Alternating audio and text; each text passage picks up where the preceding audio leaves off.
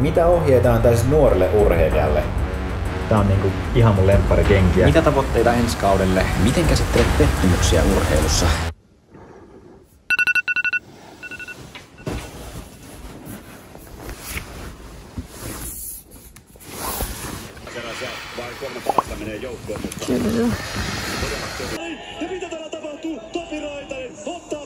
Oi saakli, on kova.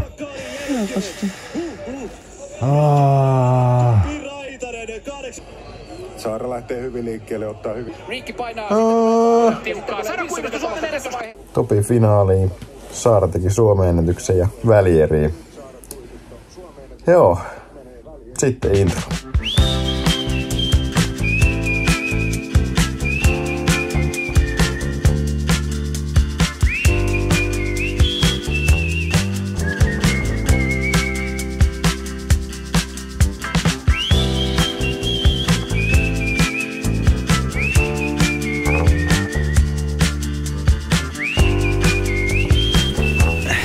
Hei, 1000 tilaajaa täynnä tällä kanavalla. Ei muuta kuin, lampukin meni päälle. Ei muuta kuin kiitoksia vaan. Ja, edellisen kerran kun mun YouTube-kanava on ylittänyt ton 1000 tilaajan rajan, niin 1000 tilaajan spesiaali on näyttänyt tältä.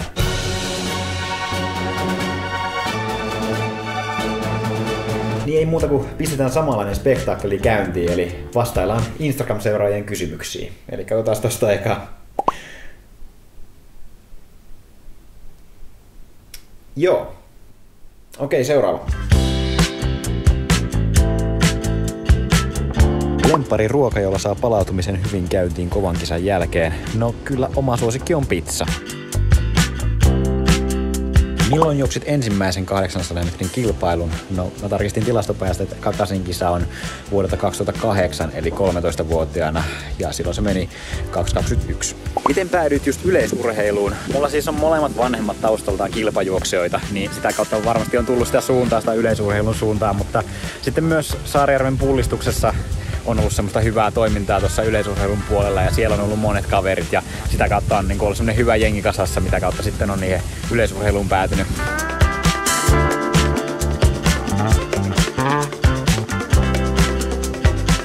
Mielipide siitä, jos nuoret urheilijat käy juttelemassa sulle kisa-alueella sut nähdessään. No, se on siis ihan parasta. Että mä oon jotenkin aina tosi otettu siitä, kun joku tulee juttelemaan. Kuinka paljon juoksit 15, 16 ja 17-vuotiaana kilometriä viikossa suunnilleen? Ja tässä nyt on kaivettu vanhoja harjoituspäiväkirjoja. Viikkokilsoja ei tässä ole, mutta 15-vuotiaana vuodessa kertyi kilsoja 1700 suurin piirtein. Vähän tuli siihen myös hiihtoa päälle. 16-vuotiaana juoksukilsoja kertyi sitten 2200 ja 17-vuotiaana sitten 2600. Treenitunnit kautta kilsat vuodessa. Mä itse en laske ollenkaan noita treenitunteja, että mä lasken ainoastaan juoksukilometrejä. Ja viime kaudella niitä kertyi sitten 4300. Ja viikkotasolla se tarkoittaa sitä, että jos mulla on kevyt viikko, niin se voi olla silleen 60-70 kilsaa. Kovimmat viikot, niin ne alkaa olemaan sillä 130, mutta sitten semmonen niinku peruskova treeniviikko, niin se sitten on siinä suunnilleen 100-110 kilsaa viikossa. Missä yleisurheilukentällä treenaat yleensä?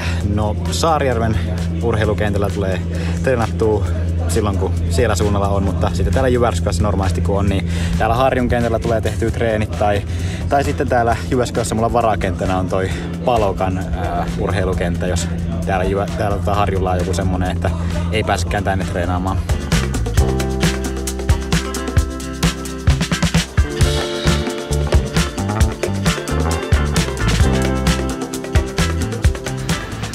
Mikä on sun lempikenkämerkki? No, mä ite juoksen New Balancella, mutta mä oon tässä tosiaan aika puolueellisessa asemassa, koska mä kuulun tohon New Balancen tiimiurheilijoihin. Mutta hyviä kenkiä joka tapauksessa peruslenkkeilyyn. 10-80. VK-kenkinä mulla on tässä Fuel TC tai sitten 890. Kun halutaan vauhtia, halutaan kepeyttä, mutta ei haluta vielä piikkareita, niin sitten 1500 V6. Mä V5 jo tykkäsin, mutta tää V6 on vielä jotenkin oikein, tää on niinku ihan mun lempparikenkiä. Ja sitten piikkareina mulla on kisakenkänä MDX näissä on hiilikuitupohjallinen ja sitten myös treenipiikkarina mulla on ihan perus MD800. Paljon menee 100 metriä. Mä en oo pitkiä aikoihin juossut 100 kisassa, mutta jos nyt mä lähtisin siihen, niin mä veikkaisin, että semmonen 11,5 voisi olla ihan hyvä tavoite. Mutta kannattaa nyt tilata kanava, koska mä varmasti tuun jossain vaiheessa treenin yhteydessä testaamaan, että paljon se 100 oikein menee. Sitten suosikkitreeninä mulla on semmoset kovat intervallitreenit, joissa vedetään esimerkiksi 200 tai 300 metrin vetoja ja silleen niin kuin lähellä sitä kilpailuvauhtia, vähän alle tai vähän päälle sitä kilpailuvauhtia. Ne on silleen kivat treenit, kun ne vähän niin kuin kuvastaa sitä, että minkälaisessa kunnossa on sillä hetkellä. Ja itse asiassa yksi suosikkitreeneistä onkin nyt sitten tänään, eli 2x4x200 metriä. Vedetään vaan 4 vedon sarjoja 2, eli se tarkoittaa sitä, että tänään mennään kovaa.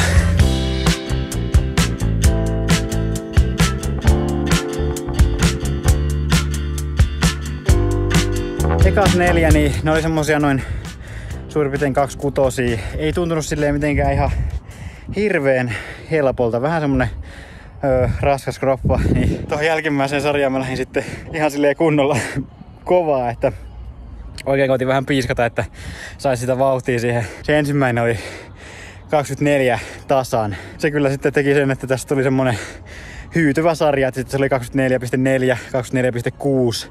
Ja se toka vika jo tuntui niin pahalta, että tiesin, että ei varmasti kiihdy viimeinen. Ja se viimeinen sitten oikeastaan hyytyikin, että se oli 25 ja 1. Tuntui ihan semmoista melkein niinku kisan loppusuoralta. Tuossa mitattiin 3 minuutin jälkeen vedon päättymisestä 17,6 happoa mulla, että kyllä se ihan silleen nosti.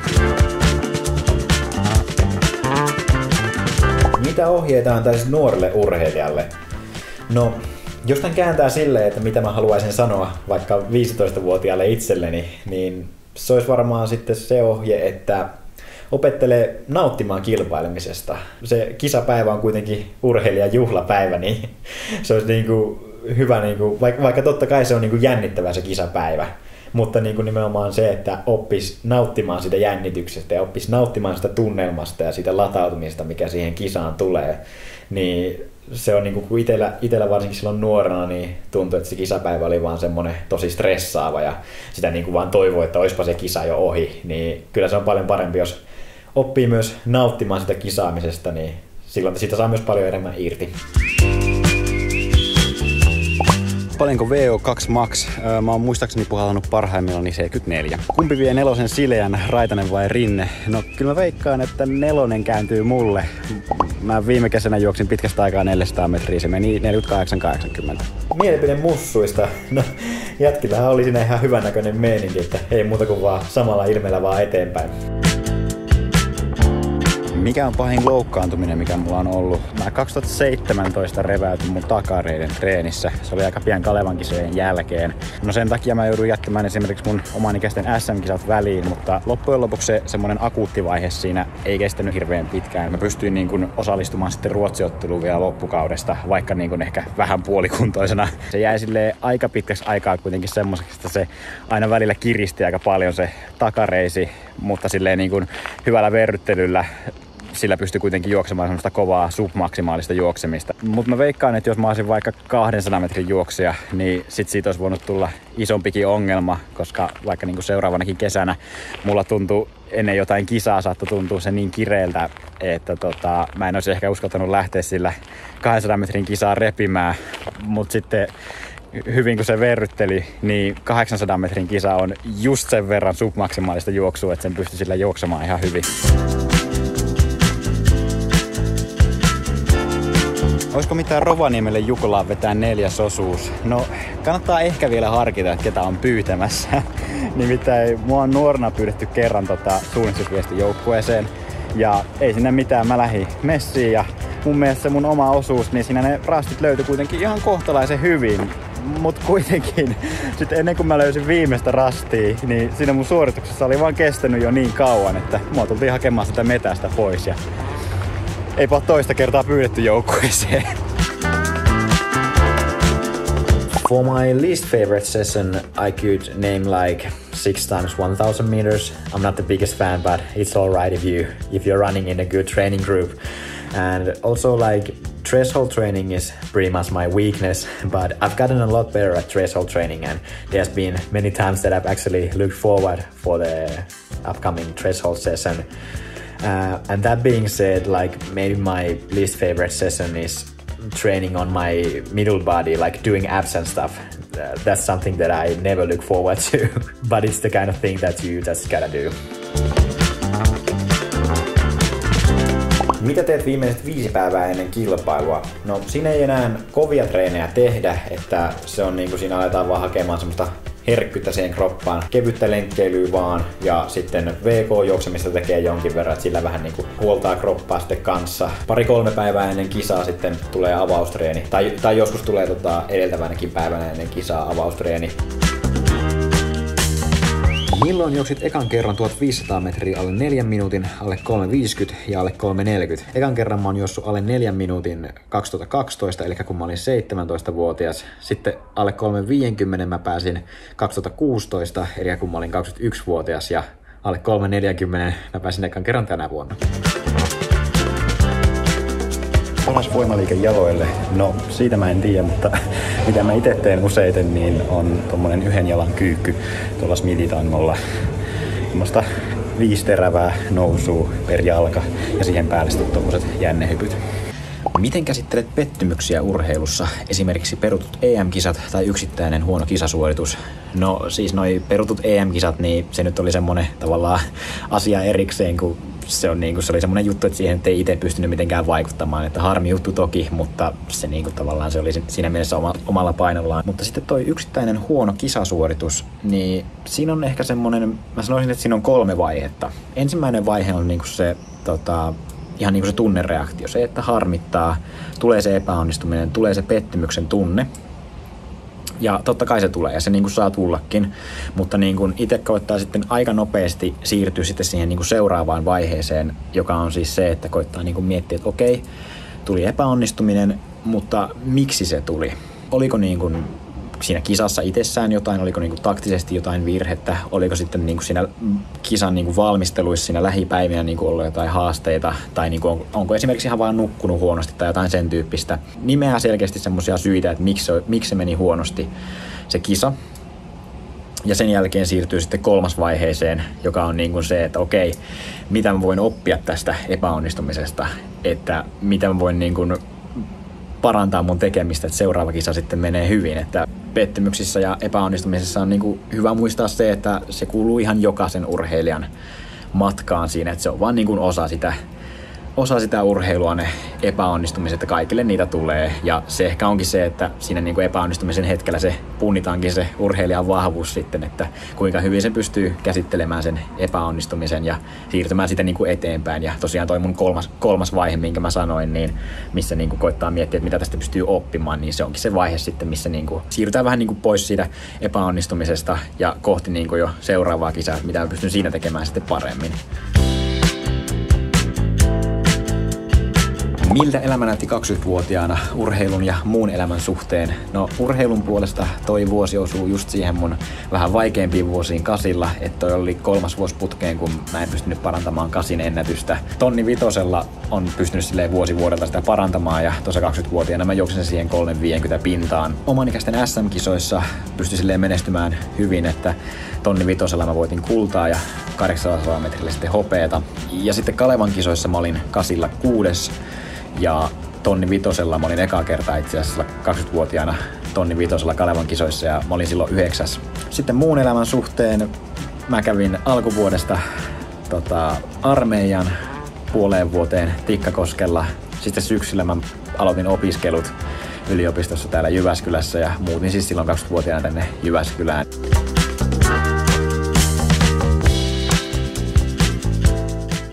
Mitä tavoitteita ensi kaudelle? No ensi kausi on aika hyvä arvokisavuosi. Siinä on EM-kisat ja MM-kisat. Ja varsinkin ne EM-kisat on mulla kovasti tähtäimessä. Sitten myös MM-kisat on semmonen kanssa, että mä näkisin, että se on mahdollista päästä sinne MM-kisoihin kisaamaan. Että näihin arvokisoihin kohdistuu niin ne tärkeimmät tavoitteet. Aikojen puolesta sitten haluaa myös niin toki ennätyksiä parantaa molemmilla matkoilla. En ole silleen kasilla vielä silleen hirveästi miettinyt. Tonni vitosella haluaisin kyllä pistää ensi kesänä 336 alkusta ennätystä tiskiin. Ja kyllähän siinä, niin kuin, jos 336 on tavoitteena tonni vitosella, niin kyllä siinä silloin pitää myös tavoitella sitä Suomen ennätystä tonni vitosella. Miksei olla jo juoksulenkillä? Mitä mietit kisan aikana?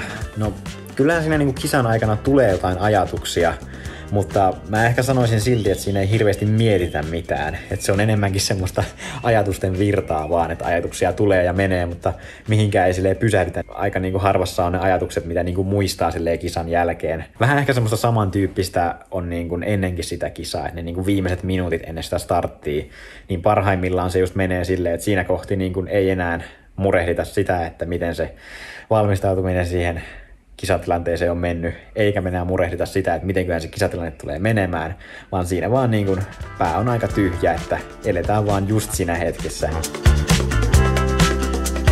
Mistä sun motivaatio kumpuaa? Ihan ekaksi voisi sanoa, että mua motivoi mun tavoitteet. Että on semmosia selkeitä lyhyen ja pidemmän aikavälin tavoitteita, joita kohti sitten matkataan ja joita varten tätä työtä tehdään.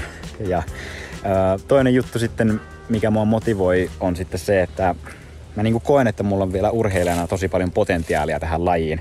Et ei ole yhtään semmoinen olo, että olisi jo kaikki annettu, vaan nimenomaan semmoinen fiilis, että mun uran paras juoksu on vielä juoksematta. Yksi juttu, mikä mua kanssa motivoi, on niinku se, että tää on vähän semmoinen juttu, että tätä ei vielä junnusarjassa tullut mietittyä.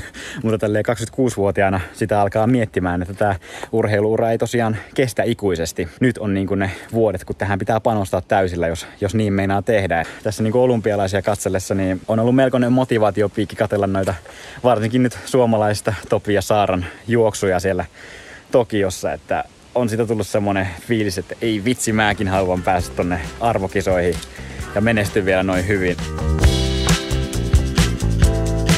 No niin, kiitoksia vaan kun katsoit tämän videon ja kiitoksia kaikille, jotka laitoitte kysymyksiä.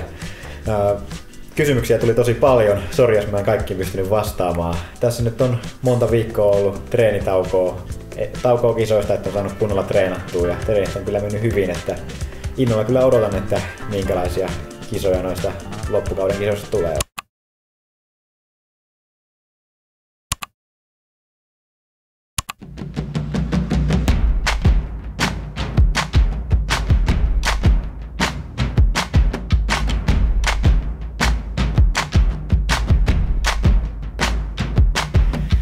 Nähdään seuraavassa vlogissa.